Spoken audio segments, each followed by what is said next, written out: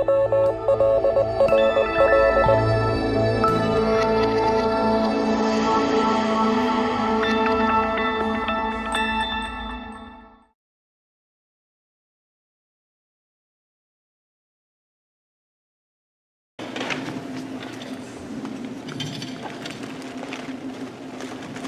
so today for my talk, I'm going to give you a little bit background of myself, although you did hear some. And I've got my talk split into two areas. I'm going to talk a little about ham radio activities. Basically, I'm calling it my amateur radio journey. And then I'm going to talk about microgravity, which is the area I work in, and help you understand a little bit about the research I do, the experiments I stand on the space station, and basically why we're doing this research. And that gets into the NASA research. So some of this was mentioned already. I consider myself a fluid physics researcher. Currently, right now, I am the Fluids and Combustion Facility Project Manager. The Fluids and Combustion Facility is a facility that's on the space station. And a little bit later in the talk, when I get into talking about the work I do at NASA, I'll be describing that in more detail. The other thing I get to do in my job, which I enjoy, is educational outreach. Basically going out talking to students and the public about the work NASA does, and then I also enjoy showing students why science is fun. My background, if you can't tell from my accent, I grew up in Brooklyn, New York. Usually everyone gets that. As a kid, I always liked science fiction shows. In fact, last night in the hotel TV, they were playing The Outer Limits, and I clearly remember the first time I was watching, they played the preview, and then all of a sudden, the screen goes hazy, and I go to touch it, and he goes, "Don't touch that dial," and I pulled my hand back. How do they know, and ever since that, I was like, this is cool. And so I always loved science fiction, growing up watching Star Trek, Doctor Who, Star Wars, and I always liked science and math. And then I attribute my 6th grade science teacher for wanting me to be a scientist. She made learning fun. We always did experiments in her class. I remember particularly one experiment she had us do was go out each day and draw the moon so we can understand the phases of the moon. Now, first off, you have to realize I grew up in Brooklyn, New York, so there's not a lot of open sky. So I had to convince my dad I need to go out and find the moon. And we had to walk a couple blocks to find open sky. And I'm out there drawing, and he's like, "Come on, hurry up, we can't be out here at night in the middle of the city." And then while I was doing that, there was these 3 lights in the sky I noticed every day, and I thought it was real cool. So I remember after a week and a half going to my teacher and saying, "I discovered these 3 lights, and they're all in a row." And she's like, "Oh, that's Orion's belt. It's been up there for millions of years." So that actually spurred my interest, because early on I wanted to be an astronomer or a physicist. And like I said, right now I'm doing fluid physics, but I get to do some of the astronomy because I'm also a Girl Scout leader. And about 5-8 years ago, they put up a observatory there. So I'm registered to help out, and I train folks in the observatory. With regards to my education, I have a Bachelor's of Science degree in Space Sciences from the Florida Institute of Technology in 1989. And then, I started working at NASA in 1990. One of the neat things with NASA, and I tell students, is they want you to continue your education. So while there, I was able to take classes, and I got my master's in mechanical engineering from the University of Toledo in 2001. And right now, slowly, I'm working because I eventually do want to get my PhD. And as I mentioned, I've been at NASA since 1990, and one of the neat things is I get to meet several astronauts, including Mike Foster, who actually ran one of the experiments I was involved in. With regards to my amateur radio journey, as you had heard, I was licensed in 1989 as KC4IYD, and then as I upgraded, I kept the license because shortly after then, the FCC changed the rules where prior to that, whenever you change call areas, you had to change your license.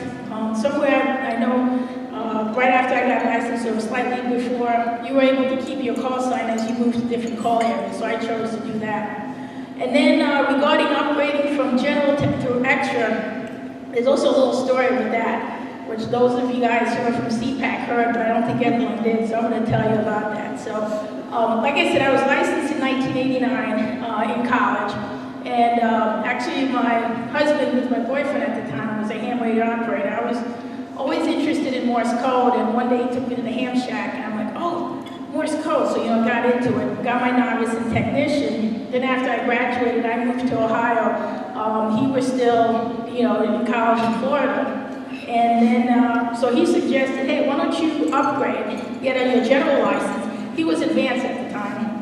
That way there's more areas we can work at. Around that time frame, he was working on a assignment for about 8 months in Atlanta. So we thought this would be a good way for us to communicate, because we were both poor and couldn't keep calling each other. This is before the cell phones, where long distance, it cost to call us. Okay, we can use amateur radio. So he suggested I upgrade, at least in general. So I went and for the exam, and I passed the theory, but did not pass the code the first time. So talked to some friends, and I got a friend who made some tapes for me. And one of the things he said is, don't just practice for 13, practice it at 20, so you can, be a little bit more comfortable. So I was doing like 13, 15, 20, just trying that. So then the following month, I went to get my license. And the place where I took the license, there was a different location. They had an interesting thing they did where if you were going for 13, they had you take 20. Because they said this way you get your jitters out of the way on the faster code. And then when you do the code you're supposed to, it sounds slower. They did the same thing. If you went for 5, they had you do 13. And then when you do 5, it sounds slower. So I went and took the 20 words a minute code, missed it by 1 question. And since I already had the general, I had to also study it and got the advanced. And he basically said, you are so close, there's an exam session in 2 weeks, come back, take the 20 words a minute. And back then the extra was, pretty easy compared to the advanced. I think the advanced had 40 questions. And extra, I think, was still at, no, advanced had 50 or something like that. And extra was still at 35. So after I got my general and advance, I called my husband and said, hey, guess what? I'm an advance like you, and in 2 weeks, I'm going to get my extra and pass you. Needless to say, at that point, the male ego kicked in. He contacted all his friends because he wasn't about to let that happen. And he found something called the Morse machine. I don't know if any of you are familiar with it. So, yeah. So he basically found an exam session the day before mine. Yes, he got his extra day before I did. But back then, when you get your license, if you have one waiting, the YLRL processes it before the new one. So I had to wait till my advanced ticket came in and then submit that to get the extra. So paper-wise, it looks like I got it like 3 months later. To this day, I still rag him about that, and I told him I was going to tell everyone about it. So that's my story. And then, like I said, working, especially event station, field day contests, I love doing.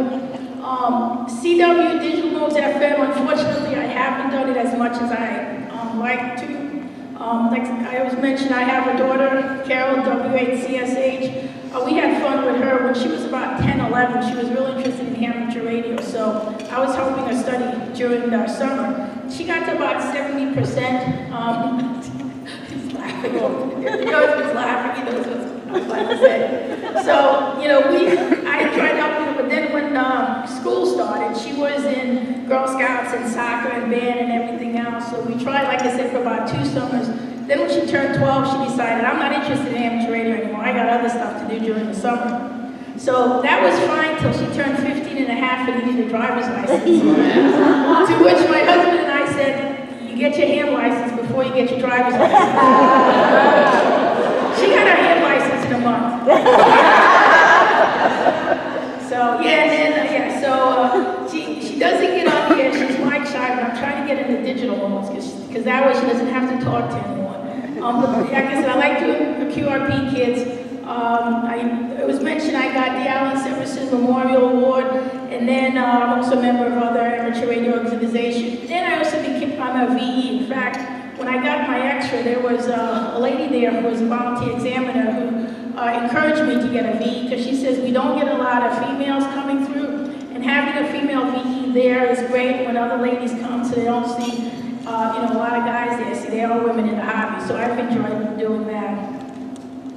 With regards to YLRL, I joined YLRL in 1993. Again, I was encouraged by my husband. He goes, look, there's a group of ladies amateur. Go talk to them. So I did, and the ladies there were real nice and friendly, so I signed up. I've been past vice president, president, DCA chair. I was past receiving treasurer, and I have to say that is the toughest job in the world. Carol, I have to give you credit. I did it because no one else wanted it, and after 8 months, I honestly had to give it up because I was just falling so far behind. I know my limitations, and I just had to, like I said, give it up. It's a lot of work to do. I also was the one who initiated the YLRL website, which is now designed and maintained by Silver Wolf Enterprises.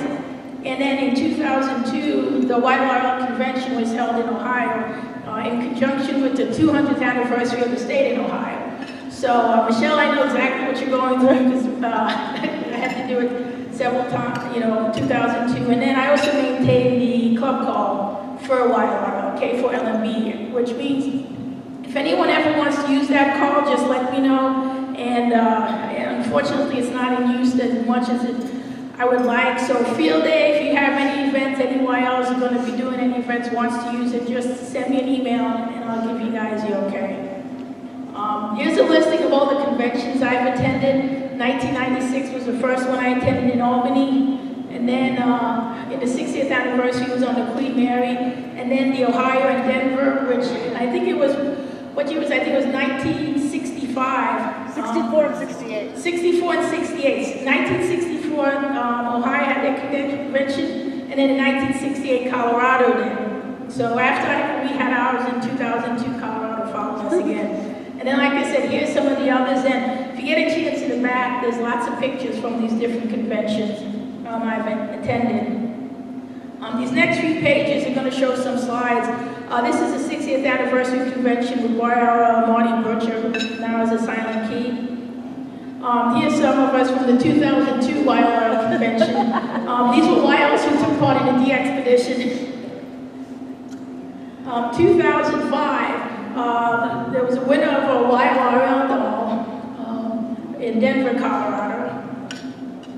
And then this one's a neat one. This is my little one in 2008. She was 10 years old at the time. And there was these two little sled dogs that, forgot who made it, brought to the convention and wanted it to go to the youngest attendee and the most senior attendee. So, like I said, Carol, I think, was 10 at the time, and Doris, K5BNQ, was the one who got that. And then the 2011 was in Boston, Massachusetts, and here's a listing of the officers, pictures. And then the one in Vancouver in 2014. So like I said, I'm glad to see so many people here, and I hope, with the next convention, you guys all continue to come. There's several of us who enjoy it and love, meeting up with each other, and just emailing and then seeing someone face to face is great. Another thing I love attending is the convention. This is actually from this past convention over in Xenia.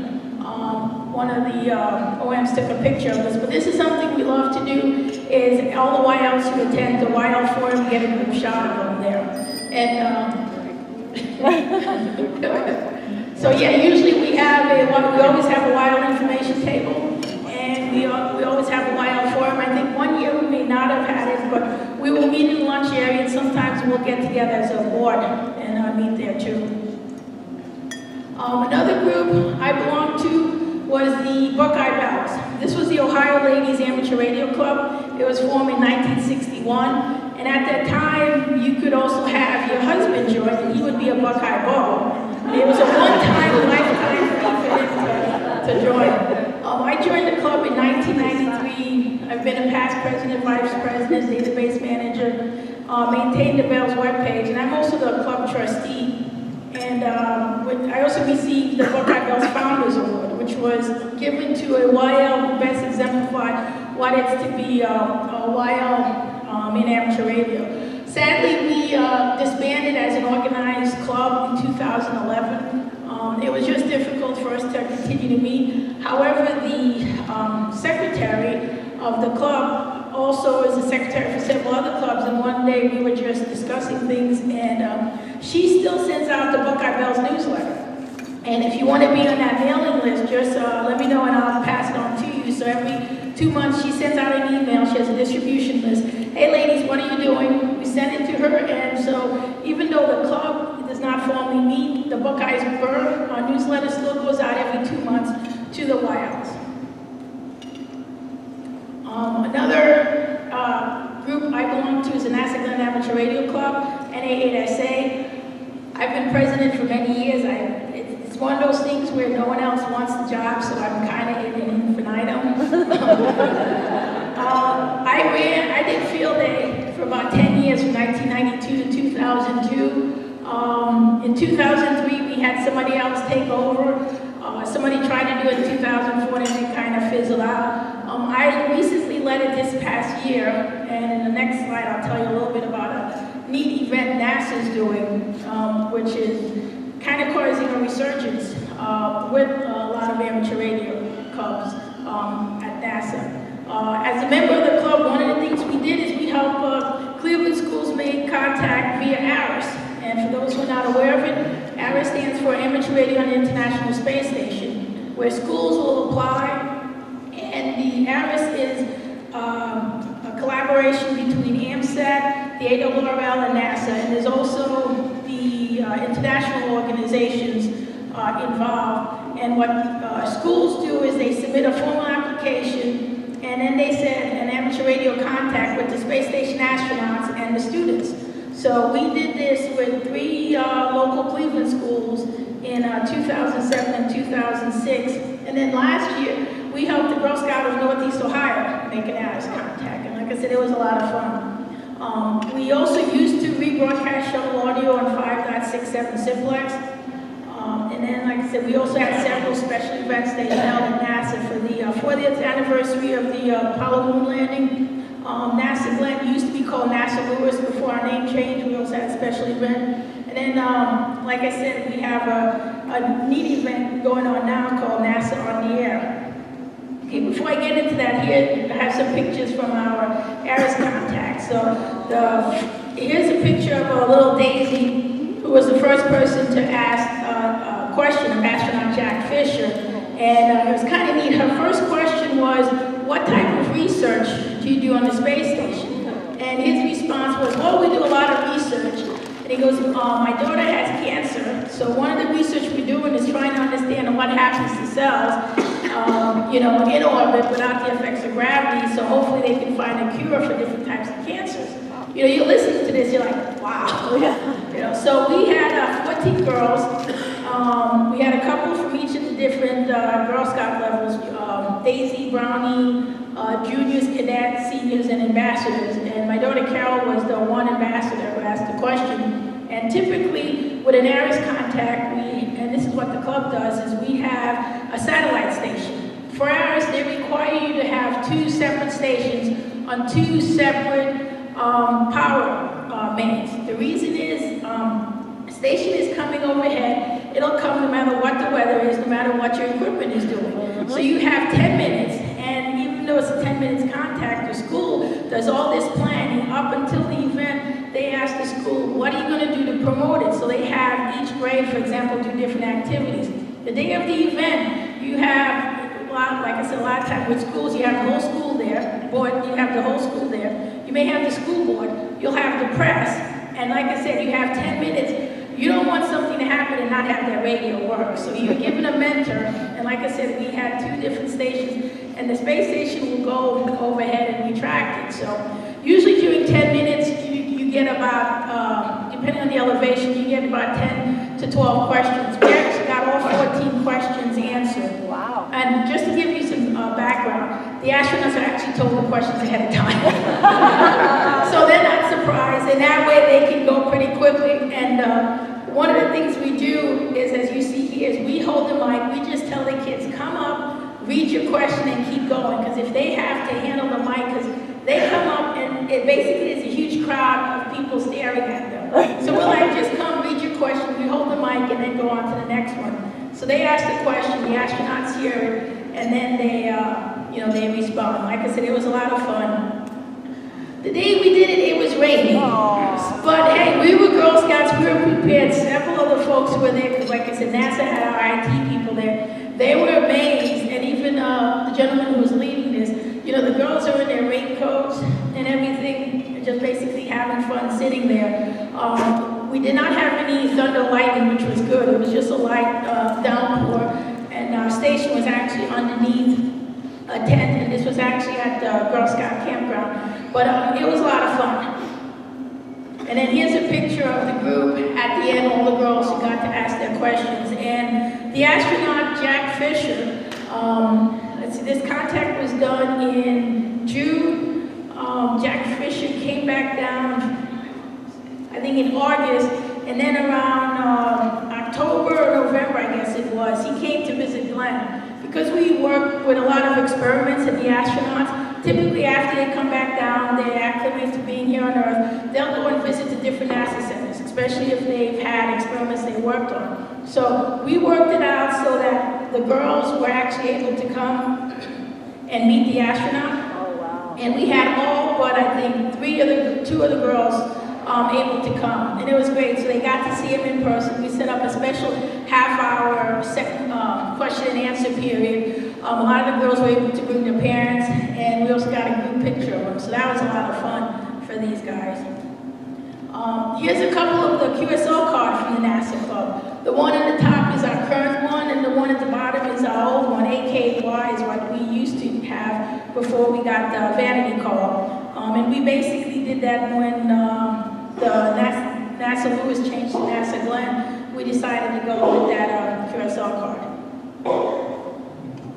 Now, this NASA on the Air event, it's a year-long event, and it's taking place during 2018.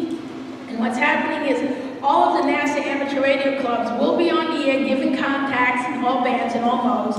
The NASA on the Air, that WordPress.com site is where you can go and basically see information. And what we do is after we make contacts, we upload it so you can see where you are in the standings with regards to that.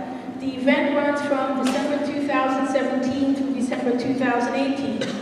And it basically corresponds with the 45th anniversary of Apollo 17, which was in December of 2017. That was the start of the event. And it culminates with the 50th anniversary of Apollo 8, which took launch in December of 1968, and then splashed down in December 27. So throughout the year, we'll be highlighting key milestones in NASA and our centers. The different centers have different events. This year is the 60th anniversary of NASA. NASA Glenn's having an open house for family members on August 25th, so we'll be on the air. The different NASA centers have different events. We're also commemorating different launches. In September, they released the Sally Rides postage stamp. So some of the NASA centers was on the air for that. Here's a picture of where the different NASA centers are located across the country, and I know this is a little bit of trivia. A lot of times when I tell people I'm from NASA, they're like, oh, Houston, Texas, or Florida. No, Cleveland, Ohio. This is a NASA center in Cleveland, Ohio. Yes, there is. There's actually 10 NASA centers across the U.S., and then we also have some, I guess you could call it complex. In addition to NASA Glenn, we have the Plum Brook Station in Sandusky, where they do a lot of research with vacuum chambers. And then you can see out at the bottom, the International Space Station from time to time will also be on the air. Here's a picture of the QSL card, and I noticed on the table somebody else likes that picture too, I had mentioned. But yeah, this is a picture from December 8th. On Christmas Eve, this picture was taken, and like I said, Earthrise from Apollo 8, and it also commemorates our 60th anniversary. I believe NASA JPL at Marshall has a similar card, so if you work us, that is what we will send you in the mail. Okay, at this point, I'm going to get into a little bit about the research I do at NASA, so I'm going to pause to see if anyone has any questions regarding at least the amateur radio portion of my life.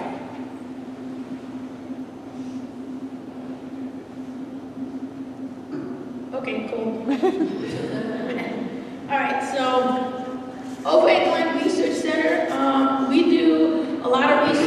what's called physical sciences. So we have these ground-based facilities where we will do research with the experiments, and I'll get into some of these. We have drop towers, low-gravity aircraft, user labs that we use, and again, these are ground-based research facilities, meaning we do the research on the ground to get an understanding and also see what the limitations is. One of the criteria for sending something up to space is you have to show a need for what we call the microgravity environment. Besides NASA, you also have the National Science Foundation. If you're just doing, basic research and gravity is not going to have a major effect on your experiment, then NSF is where you want to propose and do research, not at, the space station. Then we have these on-orbit research facilities. There's lots of different acronyms. There's MSG, which is the Microgravity Science Glove Box. Basically, it's a big glove box where you can put experiments in and do. The FIRD, the SIRV, which is the Combustion Integration Rack, and the Fluid Integration Rack. Those are the two I manage, and I'll talk a little bit about that. And then we have SAMS, which is a Space Acceleration Measurement System. What it does is it measures the vibration environment on the space station. You may think the space station is in space, there's not a lot of vibration. Well, this device actually measures vibrations. For example, an astronaut, when he pushes off a wall, induces a vibration. If he's exercising, it'll induce a vibration. When a vehicle comes in dock, there's a vibration to the station. So one of the things it's doing is measuring that. Some of our fluids experiments involving liquids cannot be operated, for example, if an astronaut is next door running on his exercise bike. So that's what it's measuring. And then when we get into the operations, this is where we use the astronaut support in installing our experiments, running our experiments, changing out samples. We're doing an experiment with colloids, and we want to see how the colloids change over time, and we have different samples. We need to put it in and out. The astronaut's doing that. Or with our combustion experiments, basically we're burning stuff. We have these gas bottles or fuel bottles. After we use that fuel bottle, it needs to be taken out, a new one needs to be put in. So that's basically what they're doing. And near that, SAME, CVB, CFE, NASA loves acronyms. Those are just names of different experiments. And then what all this leads to is a better understanding of the science of what happens to either fluids or combustions or materials when they're in space. And like I said, I'll get into that because understanding that is what's going to help us go to the moon, go to Mars, because there's things we take for granted here on Earth, different behavior of substances that we take for granted here on Earth, but when you're out in space, it doesn't behave the same. And we need to understand that because if we're going from here to Mars, you're looking at a 3-year round trip. We can't just get halfway there and decide, oops, we forgot our keys or we forgot something and turn around. You're committed, so we need to understand and be able to adapt to that. So as I mentioned, I manage the fluid and combustion facilities. These are 2 facilities on the space station, and if you think of the space station like this room, the facility is basically from the floor to what we would call the ceiling, although this is a pretty high ceiling, but think of a typical room in your house. From the floor to the ceiling, that's the height of the facility, and the width is probably, I'd say maybe 2 or 3 feet. So for combustion science, what we're doing there is understanding how flames behave in the absence of gravity. And the reason it's important is with regards to spacecraft fire safety. A flame does not behave the same here as it does on Earth. And like I said, I want to give you all basically a fundamental understanding of microgravity before I get into these. But terrestrial fire safety, pollution control, the formation of soot, and things like that is what we're trying to understand. With regards to fluid physics, this is looking at liquids, colloids, any fluid that moves. In human health, you have blood inside you. How does that behave in manufacturing processes? Fluid management. In the astronaut's spacesuit, they have a tube of water that's running in and out, all over, basically to keep the temperature of the astronauts at a fixed level, at a level that they can handle. Out in space, if an astronaut's doing a spacewalk, in the shade, it's minus 200 degrees. In sunlight, it's plus 200 degrees, so they need to be able to handle that shift. So this is where what all the research we're doing is going to help out.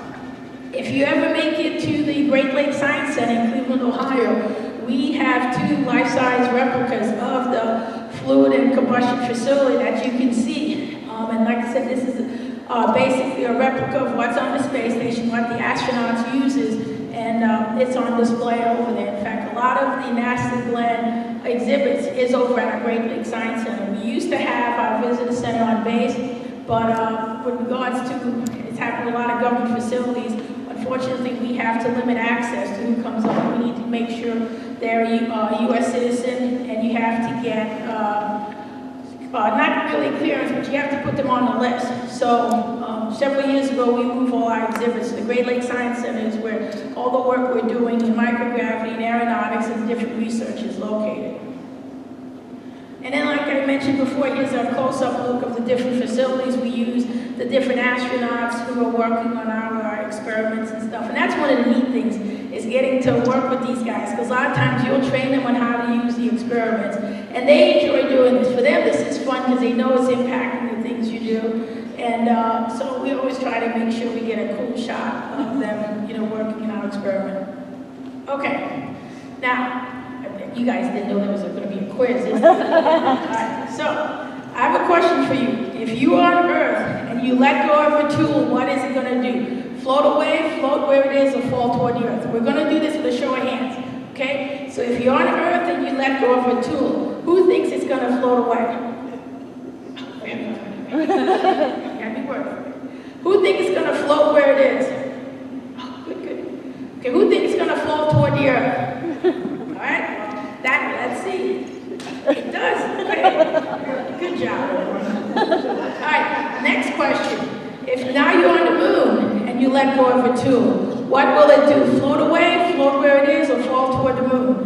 Who says it's going to float away? Okay, a few. Who says it's going to float where it is?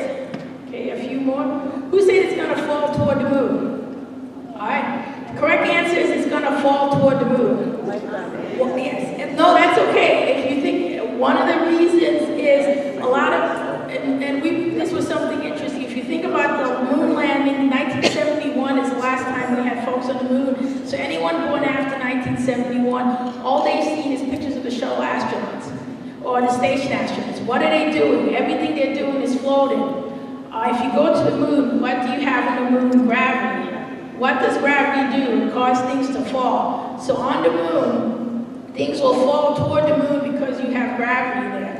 But again, a lot of the reasons why people say float away is because, especially with kids, that's all they see, that's all they understand. Okay, here's another question. Now you're inside the space station and you let go of a tool. What is it going to do? Okay, who here thinks it's going to float away? Okay, who thinks it's going to float where it is? All right, who thinks it's going to fall toward the Earth? All right, the scientist in me says this is a trick question. The reason being, it depends on your frame of reference as to what is going to happen. If you are, if you're in the station and this is taking place, it's going to fall float where it is. However, if you're on the Earth and the astronaut lets go of the tool, it's actually going to fall toward the Earth because everything that's in orbit falls toward the Earth. So, and I'm going to explain to you why we believe it's a trick question. This next one's the same thing. It also asks if you're outside the station and you let it go, what's going to happen. It's the same thing. It depends on who's the person that's observing it. If you're the actual person observing it, but if you're outside and you see someone do this, it'll fall toward the Earth. Okay. Now, yes. So yes, gravity is not just a good idea, it's the law. Okay, so I like doing this with students. So who here can tell me what is gravity? Raise your hand. What's gravity? Nobody knows it? Okay, yes. A distortion in space-time. A distortion in space-time.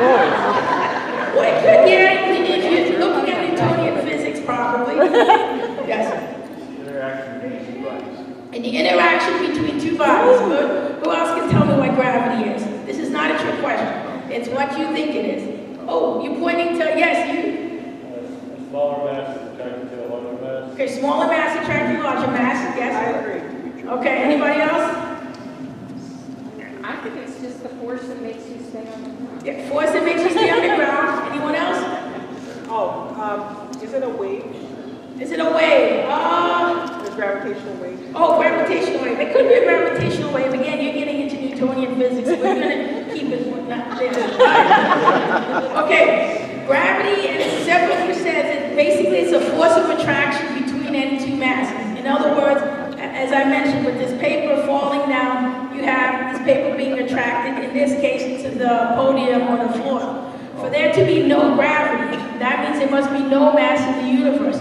So a lot of us researchers who talk to students about gravity, we do not like using the term zero gravity, because that assumes there's no mass in the universe. So we like using the term microgravity to demonstrate what's happening when an astronaut is in free fall. And then we also talk about gravitational acceleration. I'm a scientist, I have to have equations somewhere in my presentation, so that's why that's there, but we won't get into that.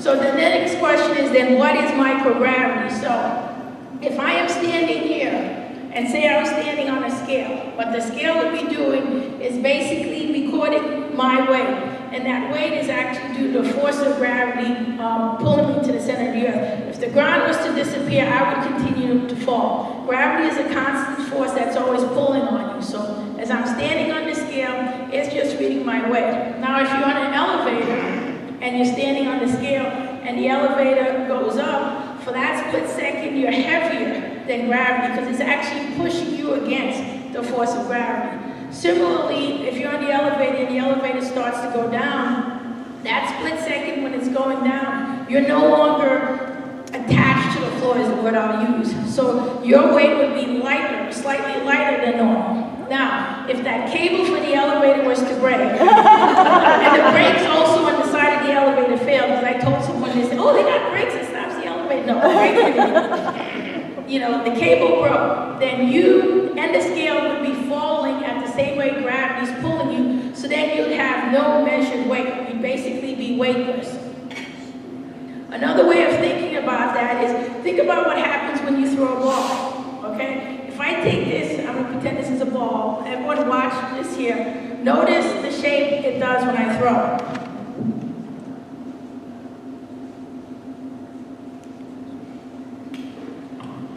Notice how it does a curved shape. That's basically what the baseball does.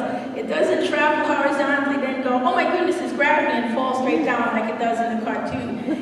Basically, it's a gradual curve that's due to gravity pulling on an object, and it's also due to the curvature of the Earth. So Newton had this thought experiment. If I take something and I throw it harder, it'll still travel horizontally, but it will still curve. Now, if I was strong enough and I could throw something at 17,500 miles an hour, what it would do is it would fall around the Earth. That's what the space station is doing. They're at the right height, 200 miles up, traveling at the right speed, so that they're in a constant state of free fall. They're basically literally falling around the Earth. And that's what that term means. So they're falling at the same way as gravity pulling on them, and they're in the right orbit. So we have these drop towers at NASA that we use to conduct research. So it doesn't matter if you're falling straight down or you're falling around the Earth, the effects are the same. And we're able to do experiments and understand the effects of things without gravity acting on you. Our 2.2-second drop tower is about 8 stories. Our zero gravity research facility, which by the way I did not name, they picked the name, without consulting us researchers. That one is about 432 feet, and we get about 5.18 seconds of microgravity. That one they actually pull a vacuum on it, so they evacuate all the air out of the vacuum. So when an object is falling in there, it's a little bit free falling without encountering any drag. If you ever seen someone do the experiment with a feather and a ball and has a drop, the ball appears to fall at a faster rate than the feather because the feather is just taking its time because of the air drag and also the surface area around it. But drag actually slows something down. Our smaller drop tower, we drop our experiments in air. The way we deal with the drag is we have a drag shield that encases our experiment. And our experiment actually sits about 7 inches above from the bottom of the drag shield when we drop it. So what happens is the drag shield is actually slowing down, and then the experiment inside it doesn't encounter any drag. So then when they hit the bottom, they actually hit at the same time. We have an airbag, similar to like I guess an airbag you'd see in a car that is used to stop it. We fill the airbag prior to the drop, and then right before we drop it, we turn the airbag off. So when it falls, it's kind of like jumping on a bed or a pillow. All the air comes out. With our big drop tower, it falls in a vacuum, and it falls in a I believe it's about 9 or 10 feet deep container of polystyrene pellets. And that's enough to basically slow it down. Our small drop tower, we can do about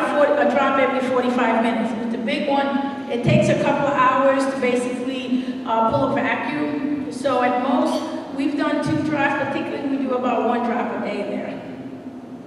Another way we can get this microgravity environment is on the parabolic aircraft, which has the nickname the vomit comet, which NASA PAO hates when we use, but all the astronauts do anyway. And yes, it's called that for that particular reason. It basically does a series of, we call them roller coaster hills. How many people here have been on a roller coaster?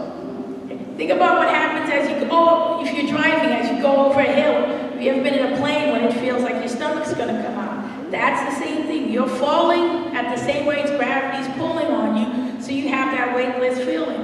This plane, let's see, right now we are contracting with a private company that has I think it's a 727, but NASA has used a Learjet. The Learjet can only do about 5 or 6 before the oil level reached the point where we had to stop, otherwise the plane would be in a lot of problems.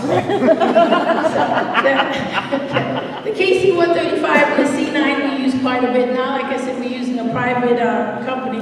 So what the pilot would do is he'd fly up to about 32,000 feet, angle the nose down at about 20 degrees, and basically let the plane fall. So it fell about, what is it, it looks like, almost 10, 12,000 feet. During that 10, 12,000 feet, you're experiencing about 20 seconds of free fall, where if you're on the plane, you're able to float through experiments. Now remember, so that plane's falling. So you're falling at the same rate gravity's pulling on you, so you're weightless. The plane is falling. We can't keep the plane from falling, so the pilot has to pull out of the dive. So you're doing, you're weightless as you're going down. But then when he pulls out of it, you're experiencing 2 Gs. So think about how much you weigh now, and double it. That's what you're experiencing on the top as he climbs.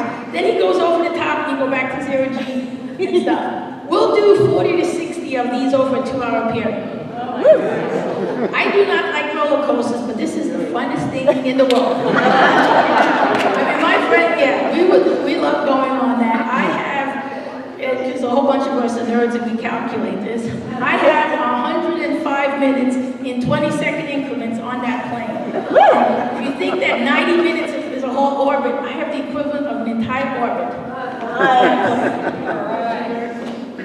So here's a picture of my friend and I on the plane.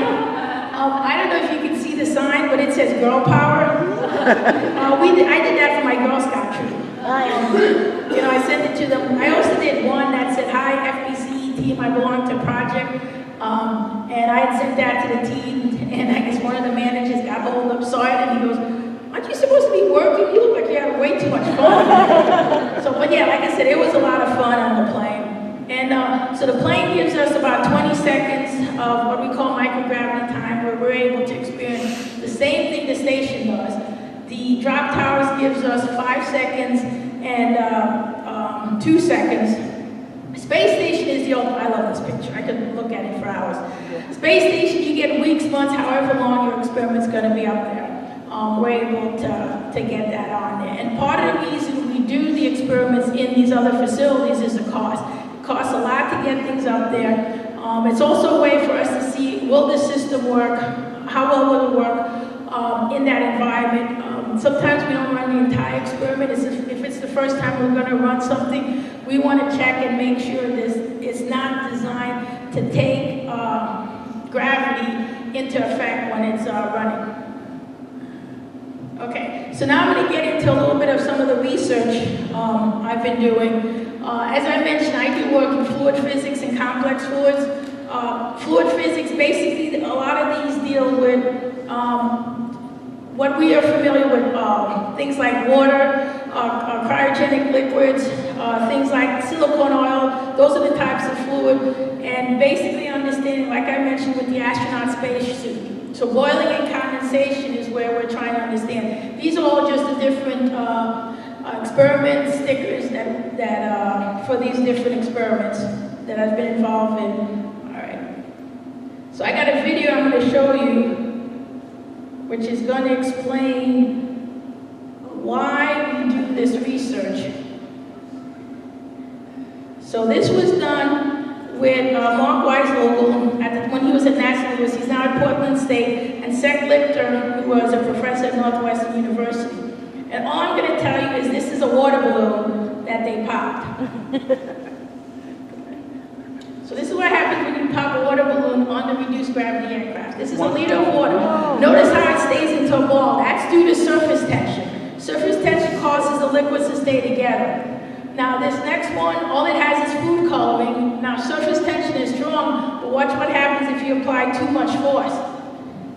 It spreads out, but notice all the individual droplets are still, you can see them trying to. Okay, so this next one here, what Seth is trying to do is blow an air bubble in there. But remember how long I tell you have on the plane before they pull out of the dive? You only have about 20 seconds. And notice the screen there, that's because no one else wanted to shout at it. Yeah. So here's another one where the pilot is controlling the plane, but he must have hit an air pocket because it takes, for some reason, a climb. And we can catch it too. Yeah, so now think about that video right now. Think about that behavior of what that liquid does staying in a ball. Now picture your gas tank, and think about how gas gets to your engine when you start the car. What would happen if the gas is now a ball, and you're trying to start your engine? That's one of the things NASA's looking at. What if you're on a rocket and you want to get the fuel to the engine and it gets air instead? So that's an example of how we take for granted things here on Earth, where we expect because of gravity for it to flow. The other thing is, here on Earth, if you have a fluid flow, if you have water in a pipe, the liquid's on the bottom, the gas is on top. You go into microgravity, the way that liquid's going to behave is you're going to have gas on the bottom, gas on the top. The liquid is going to be in the middle, flowing in a flow like that. So that's the sort of things we're understanding with some satellites. What they will do, or even some rockets, is they'll fire like a mini rocket first to basically push the liquid to the front before they, set off the main engines. Other times they'll use ballast, where they'll calculate, okay, how much liquid I have, how much does it use for this stage, let's move it in. So those are the type of things we want to understand. Something else is capillary flows. If you think of thin tubes, that still works the same whether you're in 1G or a microgravity. So understanding how that works is important. I have two websites here. The sciencefriday.com has about a 5-minute version of that video where they actually interviewed Mark Weisvogel, and he explains what's going on in that. Another area where I was doing research was with liquid crystals. Think about your cell phone. The front cover of your cell phone is a liquid crystal. This was an experiment I had. In fact, in your bags, you should have a sticker that says Oasis. I think it was in the bag that had the t-shirt. Oasis is my one experiment, and in case you wondered, Oasis stands for Observation and Analysis of Smectic Islands in Space. That's why we call it Oasis. It's a lot easier to say that. But it was looking at basically the effects of liquid crystals. We created a liquid crystal bubble about 10 centimeters in diameter. We created with a syringe, and then what we did is we perturbed that liquid crystal bubble. What's neat with a liquid crystal is it's a cross between a liquid and a solid. It flows like a liquid, but its internal structure is that of a solid, basically all packed together. So a liquid crystal bubble is not exactly like a water molecule, which is all one. It's made of distinct layers. Each layer is about 3 nanometers thick. That's why if, and this probably occurs to some of you, probably more to your kids. If your cell phone screen has cracked, notice how even though it's cracked, you can still swipe, push the buttons. That's because there's a different layer of the liquid crystals that has cracked, or what the researchers say has an impurity or a defect compared to the one you use. So what we did with that bubble is we had these 4 air jets on top of the bubble, and we would apply an electric field to it. We would create what we call a temperature difference. So the needle that created the bubble, we could heat, leave it on top, see what temperature changes has.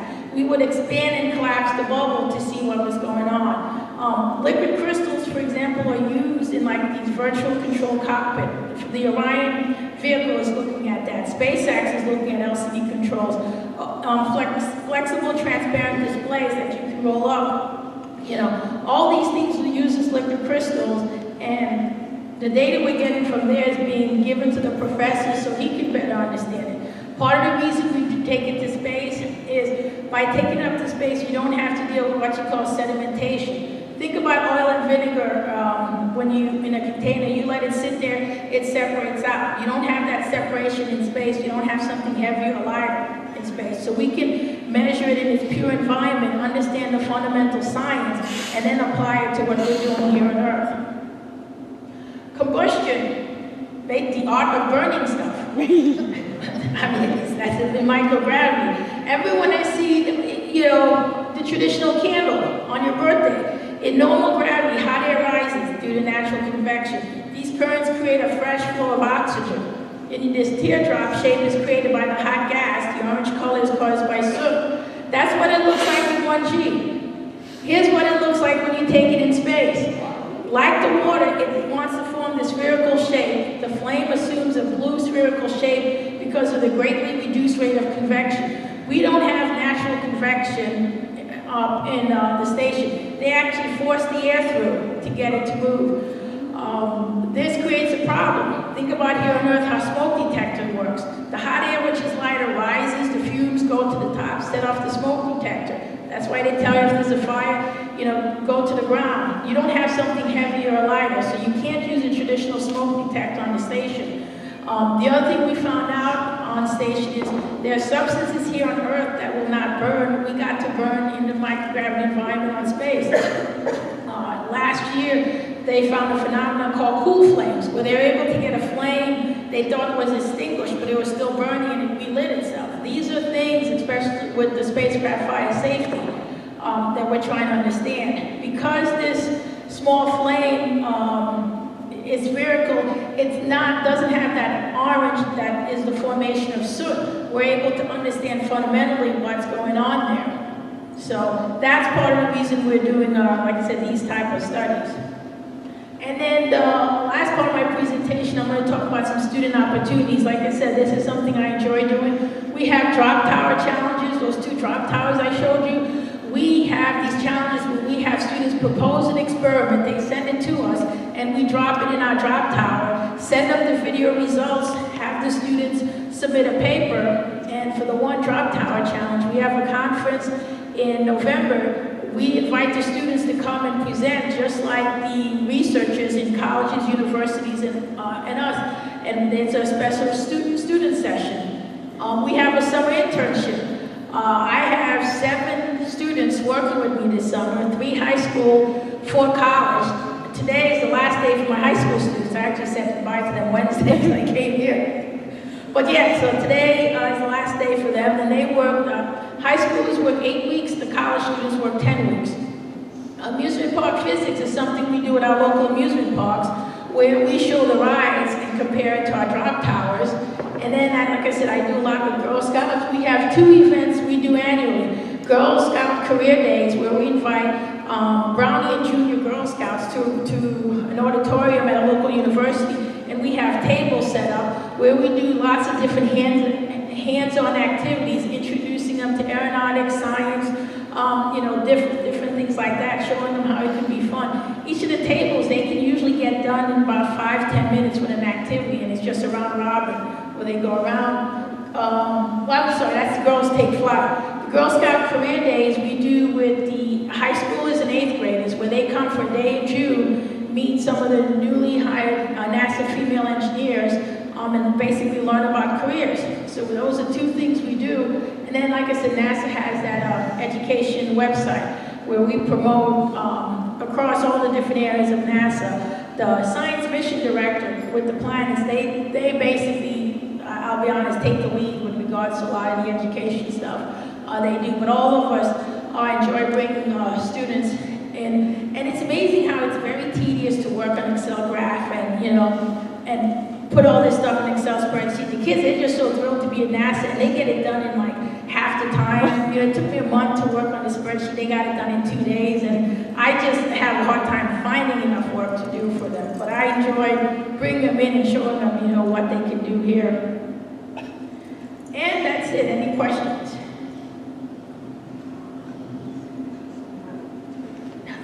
Yes. Nancy, I have a question about gravity. Okay. She has a question about A gravity. couple years ago, I was skydiving, Okay. and you go up 15,000 feet, and you fall out, and you fall 120 miles an hour for 1 minute. And then you open your chute, and you sink. I felt nothing when I was. Yes.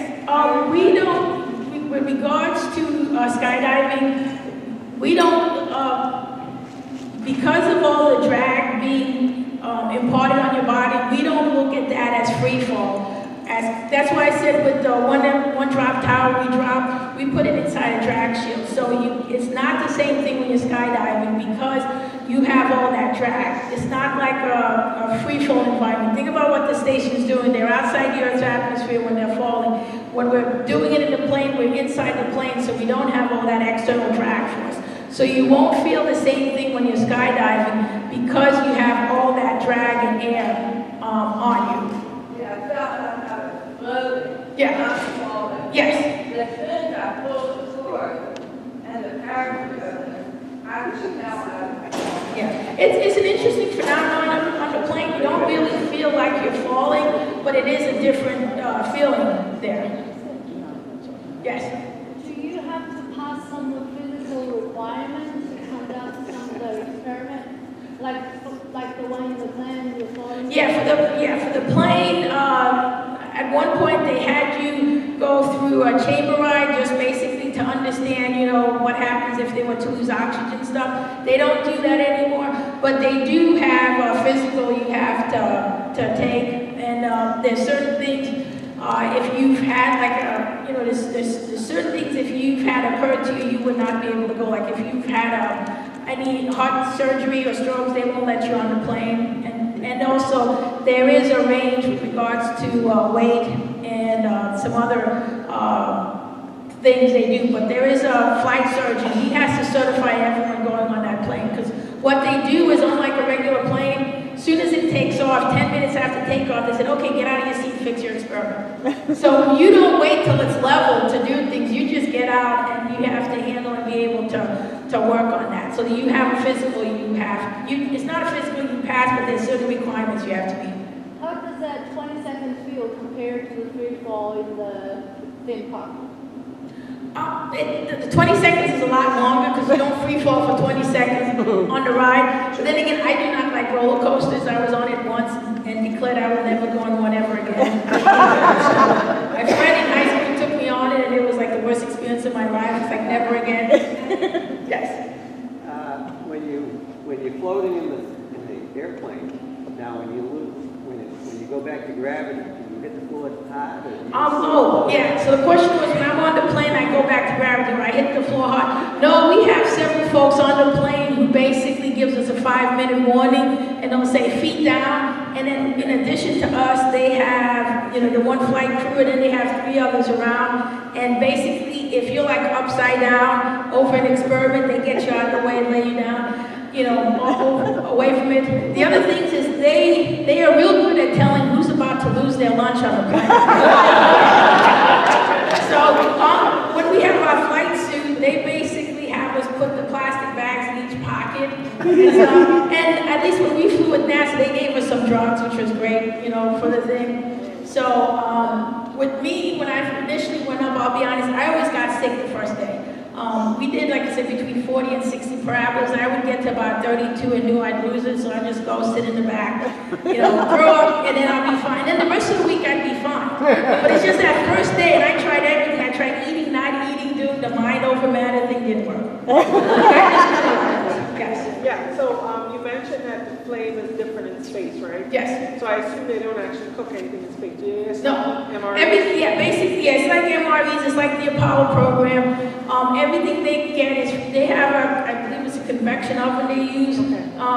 Basically, space food. They have to be careful with crumbs. There's different things. In fact, the lunch program I'm involved in, there's a culinary challenge for the high school students where they actually design an entree for the astronauts. And one of the things they talk to them about is to think, how will this be packaged? So, soup is not a good thing to eat in space. Jello is okay, a lot of, sometimes. And it's one of those things where if it's sitting there, it's fine. But if you perturb it, it'll go all over the place. So they have things, it's not like the Apollo program where they drank everything, but, they still play, like I said, with the liquids and things like M&Ms and stuff, they still eat. But, they can't take like potato chips up there. That's kind of difficult, yes. What age do you start welcoming kids into space-style programs? What age? I think you can get them in there as early as kindergarten. I mean, the key thing is just to let them know they're aware of it. There's different things you can do. One thing I do with the younger kids is, we can do it here, it's kind of fun too. Who here would like to experience microgravity right now? Okay, everyone stand up. Okay, come on. That's all I do. Everybody stand up. Okay, you guys in the middle too, stand up. Okay, stand up. All right. All right, so now when I count to 3, I want you all to jump up in the air as high as you can. Okay? 1, 2, 3. Okay, that split second you're in the air, you experience microgravity just like the astronaut. You can do that with a kindergarten. I'm an astronaut, Mom. I took there you go. But you just tailor it to the kids because like at the younger grades, you can show them the shuttle, say it goes around the Earth. Then when you get older, you can experience what it's like to be in space, different things they do. Yes. Are there very many other women that work in your facility and research? Yeah, there's a bit. I mean, it's an engineering field. I don't think we have. I would not say it's like 50%. I'm trying to guess maybe 25 or so. We do have, I mean, when I went to college, I remember in my calculus class, I was the only girl. But like I said, I enjoyed the class and, got along with everyone, so I didn't really pay attention to that. Yes. You spoke about fire detection. How do you handle fire suppression? So if you have a fire somewhere in the cabin, in an area where there shouldn't be fire, now, how do you put it out? Okay, right now, that's actually a good program because it's a 3-tier thing. Fire, prevention, detection, suppression is our thing. On the shuttle, I believe they had like a halon type system, which doesn't sound like a good thing, but if you think about it, the shuttle could always turn around and come back to Earth. They can't do that on station. They do have on station different types of what we call, they're actually particle counters to detect the flames that's there. So with regards to the actual suppression, I'm not exactly sure what the suppression system they're using. I know it's not halon, but they are trying to make sure they can detect it. They had an issue, the only time I remember they had an issue with literally a fire on board a vehicle was on the Mir space station.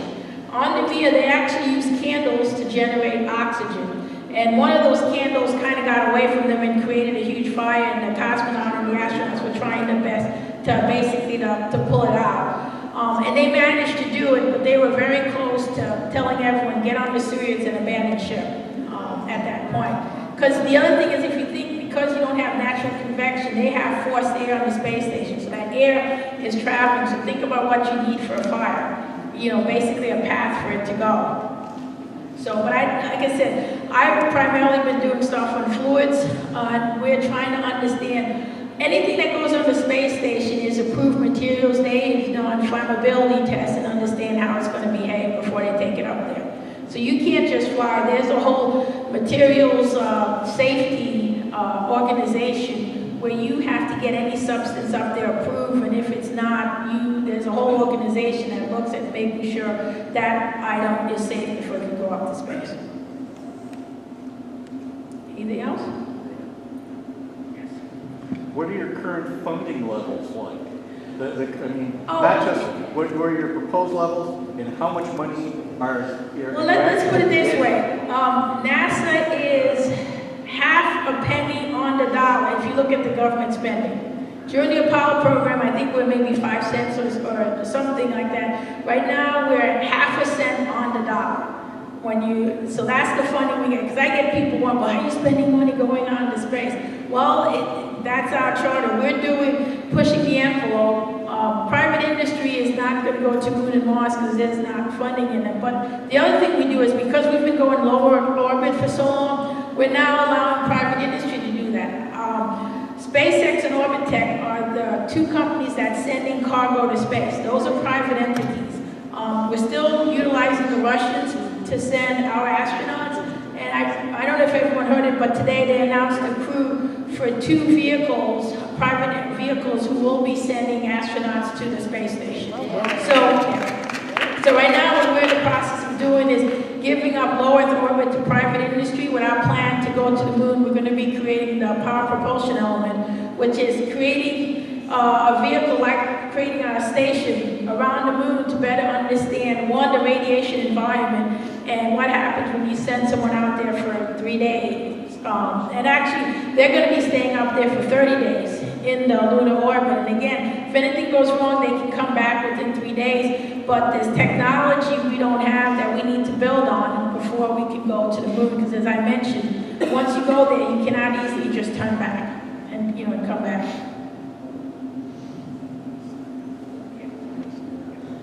Yes. I don't know if it's general knowledge or not, but there's a website for NASA that you can sign up for, and they'll send you an email every time the space shuttle. Oh yes,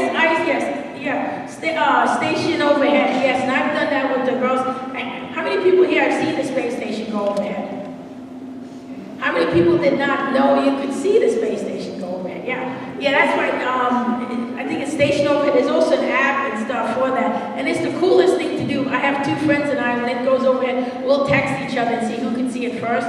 So when it goes overhead, because of the solar panels and the way it's lit, it looks like an airplane. The only key thing is it does not blink. So, and then for us it'll start, and then it'll wink out before it goes, it disappears. And besides the station, there's several satellites you can also see. So yeah, just look at, there's an ISS station above, or state ISS overhead. If you go to nasa.gov, it'll show you the link there. But that's real cool, and what you do is you specify your city and state, and it'll let you know when it's going overhead and when the pass is ideal. Ideally, you want it more than 30 degrees above the horizon. And then usually if you can get like a 3, 4, 5 minute pass, it's great to see. Sometimes you're awake when it goes over. Yeah. Any other questions? Yes. Is there a good per ham radio to talk is there a way for us to hear any communications with them, or Is there a way for us to hear any communication with? Some locations has what's called NASA Select, so you can actually hear the broadcast. The station does have I think on YouTube it has an ISS live channel, so you can see experiments. I think if you go on the IRIS website, sometimes, and it depends on the astronauts, they'll go and they'll be on the air. My husband many years ago actually made contact with one of the station astronauts on 2 meters as they were going overhead, and they'll just give contacts. It depends on the astronauts. They all give a test and take their ham license, but some are just a little bit more proactive as an amateur radio operator than others. And they also had, I think they have SSTV, but I believe it's only on the Russian segment because that's where the antenna is. No, amateur ATV, amateur television, yeah. Dish has a national channel. Okay. Yeah, I know some of the other centers have NASA Select, and some, like you mentioned, Dish has it, yeah. Yeah, a lot of the cable TV providers have the master channel too, and it's in high definition now. Okay. So, good. Bunch of clouds. Any other questions? When speaking of comm, I'm assuming also that they have a secure communications channel when they want to talk privately. Yeah, basically they use the TDRS satellite, so basically it's controlled, by the government. No, what I mean, it's encrypted. Maybe, I don't know, I just know they do communicate, like with us, with the space station, NASA, Johnson's the one that controls the communication, so it probably is, because I know we have to be enabled before we can use it, and all our communications is inside a facility, and it's basically not on the same network that our computers are on, so it is secured. I do not know what the capabilities are, yeah. Are you familiar with the one time, amateur radio on the space station is one of the backup functions of it being there? Are you aware of the one time it was used in anger for that purpose? Oh, no. It was 7-10 years ago. I forgot the exact date. But TDRS, it has to be in range of at least 2 birds at all times. One of those birds went down, went offline. So now you only have one TDRS bird. So they you use the lose amateur that, radio. you're out of communication. Okay, so he's mentioning that you need at least 2 TDRS satellites, like APRS. You need at least 3 satellites to triangulate. So yeah, they use the amateur radio as backup. That's cool. And they called down, they said, okay, we're going to activate the ham station. Of course, all the guys on the ground went, yeah, we got to do that. Now, okay, hams, you made the phone call, now go away, the big boys want to solve the problem. And 10 or 15 minutes later, they got the phone call back. The worldwide ham stations that have signed up for this, we're on the air. We got you covered all over the earth. We're ready to go. Yeah, cool. NASA just was like, Air Force boys especially didn't like that. All right, any other questions?